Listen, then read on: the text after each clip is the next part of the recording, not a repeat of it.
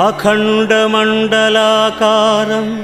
व्याप्तं येन चराचरं तत्पदं दर्शितं येव तस्मै श्रीगुरवे नमः।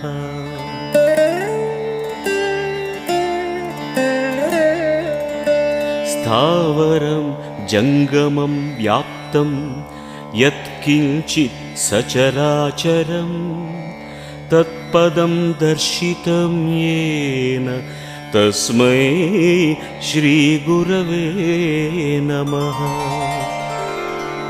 चिन्मयं व्यापितं सर्वत्रैलोक्यं सचराचरं तत्पदं दर्शितं येन तस्मै श्रीगुरवे नमः।